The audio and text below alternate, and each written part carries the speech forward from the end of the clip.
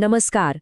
आज के इस एक्सप्लेनर में हम प्रकृति के एक बहुत ही दिलचस्प रहस्य को सुलझाने वाले हैं। सोचने वाली बात है ना कि जो पौधे ताउम्र एक ही जगह खड़े रहते हैं, वो जिंदा रहने की कला में इतने उस्ताद कैसे होते हैं। बिना हिले डुले वो अपना पोषण कैसे जुटाते हैं और भयंकर मौसम की मार का डट कर कैसे सामना करते हैं। चलिए पौधों के इस अमेजिंग सर्वाइवल आर्किटेक्चर को डिकोड करते हैं। आज के हमारे इस सफर का रोड मैप कुछ इस तरह होगा। हम शुरुआत करेंगे प्लांट टिश्यूज की बेसिक नींव से, फिर हम समझेंगे उनके कॉम्प्लेक्स ट्रांसपोर्ट सिस्टम को। इसके बाद बात होगी वाष्पोत्सर्जन के मैकेनिज्म की, स्टोमेटा के कंट्रोल की, और आखिर में हम देखेंगे कि सर्वाइवल के लिए पौधे खुद को कैसे ढालते हैं। आगे बढ़ने से पहले आइए एक बहुत ही बेसिक लेकिन गहरे सवाल पर गौर करते हैं।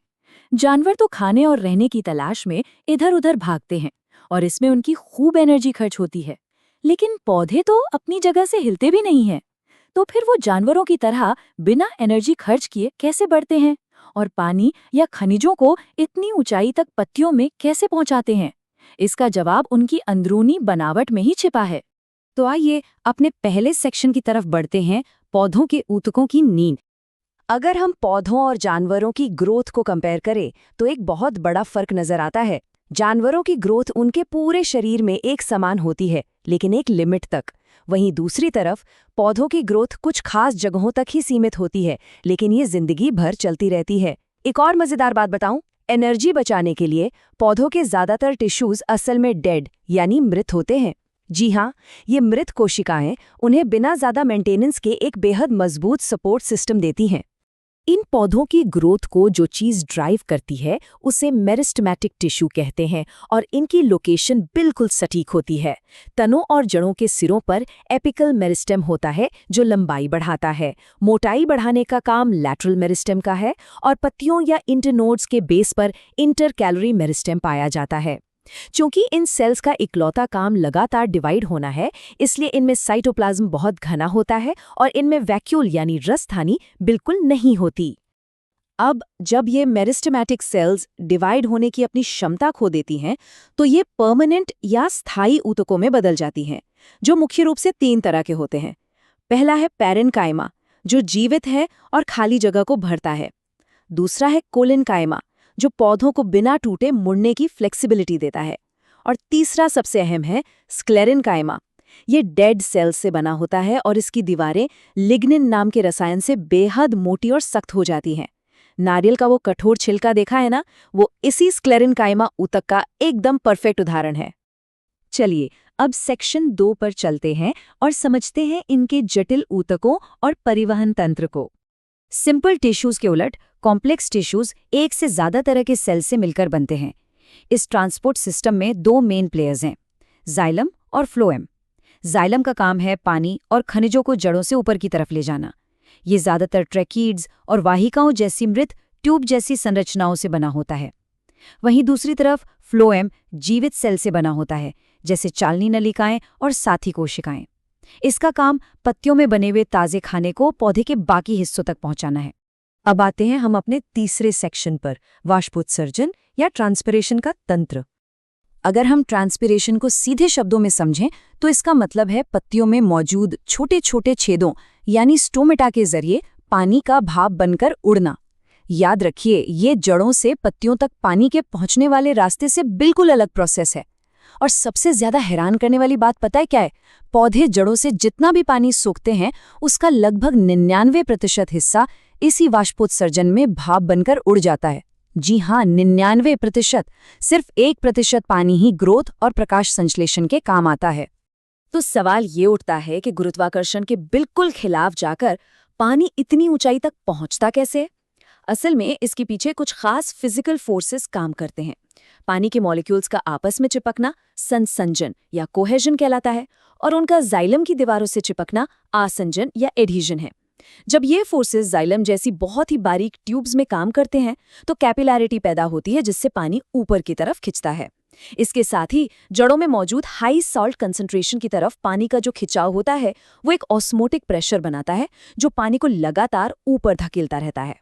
चलिए अब सेक्शन 4 की बात करते हैं, रंध्र या स्टोमेटल नियंत्रण तंत्र। अब यहाँ एक बहुत ही क्रिटिकल सवाल खड़ा होता है। अगर पौधे अपना 99% पानी भाप बनाकर उड़ा देते हैं, तो वो सूखने से बचने के लिए इन स्टोमेटा वाले वॉल्व्स को कंट्रोल कैसे करते हैं? इसका जवाब छिपा है गार्ड सेल्स और पोटेशियम आयन पंप थ्योरी में। बायोलॉजिकली होता यह है कि जैसे ही पौधे पर रोशनी पड़ती है, वो एटीपी एनर्जी का इस्तेमाल करके पोटेशियम और क्लोराइड आयनों को गार्ड सेल्स के अंदर खींच लेते हैं। साथ ही मैलेट नाम का केमिकल बनता है। इससे सेल के अंदर पानी का पोटेंशियल कम हो जाता है, बाहर का पानी तेजी से अंदर घुसता है और गार्ड सेल्स फूल कर एकदम टर्जिड या सख्त हो जाती हैं। बस इसी प्रेशर से स्टोमेटा का छेद खुल जाता है। और स्टोमेटा के बंद होने का प्रोसेस इसका ठीक उल्टा है। जैसे ही अंधेरा होता है, यह प्रोटॉन पंप स्विच ऑफ हो जाता है। जो पोटेशियम और क्लोराइड आयन अंदर गए थे, वो झट से बाहर आ जाते हैं और मैलेट भी खत्म हो जाता है। इस रासायनिक बदलाव की वजह से गार्ड सेल्स का पानी वापस बाहर निकल जाता है। पानी निकलते ही ये कोशिकाएं एकदम ढीली या फ्लैसिड पड़ जाती हैं और स्टोमेटा फट से बंद हो जाता है। इससे पानी की बर्बादी तुरंत रुक जाती है। अब हम अपने आखिरी और 5वें सेक्शन पर आते हैं, पौधों के जीवित रहने के अनुकूलन यानी सर्वाइवल एडेप्टेशन। ये जो माइक्रो लेवल के मैकेनिज्म हैं, वो बड़े पैमाने पर इकोलॉजी में कैसे काम करते हैं, इसे एक उदाहरण से समझते हैं। एक तरफ हमारे पास नॉर्मल C3 पौधों की चौड़ी पत्तियां हैं। भयंकर गर्मी में इन पौधों को फोटो रेस्पिरेशन से निपटने के लिए अपने स्टोमेटा खोलने पड़ते हैं, जिसकी भारी कीमत इन्हें अपना कीमती पानी गंवाकर चुकानी पड़ती है। लेकिन दूसरी तरफ हमारे पास रेगिस्तान के वो सक्यूलेंट या रसीले पौधे हैं, जिन्होंने पानी की एक एक बूंद बचाने के लिए खुद को पूरी तरह से इवॉल्व कर लिया है। ये सूखे इलाकों के पौधे पानी को उड़ने से रोकने के लिए कई गजब के स्ट्रक्चरल बदलाव करते हैं। जैसे अनानास और युक्का में स्टोमेटा पत्ती की सतह के अंदर गहरे धसे हुए होते हैं और उन पर महीन बाल होते हैं। मारम घास तो अपनी पत्तियों को गोल गोल लपेट लेती है। वहीं पाइन और नेरियम जैसे पौधों में तो रंध्रों की संख्या ही काफी कम कर दी जाती है। इन सब बदलावों का बस एक ही मकसद है, पत्ती और बाहरी हवा के बीच नम हवा को फंसा कर रखना, ताकि डिफ्यूजन का ग्रेडियंट कम हो और पानी कम से कम उड़े। कैक्टस जैसे पौधों की तो स्ट्रैटेजी ही बिल्कुल अलग है, जिसे कैम पाथवे या CAM पाथवे कहते हैं। ये पौधे दिन की चिलचिलाती धूप में अपने स्टोमेटा एकदम बंद रखते हैं। इसके बजाय ये रात के ठंडे वक्त में कार्बन डाइऑक्साइड अंदर लेते हैं और उसे मैलेट के रूप में स्टोर कर लेते हैं। अगले दिन स्टोमेटा बंद होने के बावजूद ये उसी मैलेट का इस्तेमाल करके अपना खाना बनाते हैं। है ना स्मार्ट? लेकिन हाँ, इस कमाल की वाटर सेविंग टेक्निक का एक बड़ा ट्रेड ऑफ भी है। इनका प्रकाश संश्लेषण बहुत धीमा हो जाता है, इसीलिए ऐसे पौधे बहुत धीरे धीरे बढ़ते हैं। तो इन सारी बातों को अगर हम एक साथ जोड़कर देखें, तो पता चलता है कि कोशिकीय स्तर के ये छोटे छोटे मैकेनिज्म ही असल में बड़े पैमाने पर किसी प्रजाति के जीवित रहने की रूपरेखा तय करते हैं। जड़ों के ऑस्मोटिक प्रेशर से लेकर गार्ड सेल्स के आयन पंप्स तक हर एक चीज कितनी सटीकता से काम करती है। ये वाकई हैरान करने वाला है कि माइक्रोस्कोपिक आयन पंप्स ही ये तय कर देते हैं कि इवोल्यूशन की रेस में कोई पौधा टिकेगा या नहीं। खैर, आज के इस एक्सप्लेनर में बस इतना ही, लेकिन जाते जाते इस सवाल पर जरूर सोचिएगा। जलवायु परिवर्तन के साथ जिस तेजी से धरती का तापमान बढ़ रहा है, क्या पौधों के ये सूक्ष्म तंत्र भविष्य में उन्हें बचा पाएंगे, या हमें विकासवाद का कोई बिल्कुल ही नया अध्याय देखने को मिलेगा?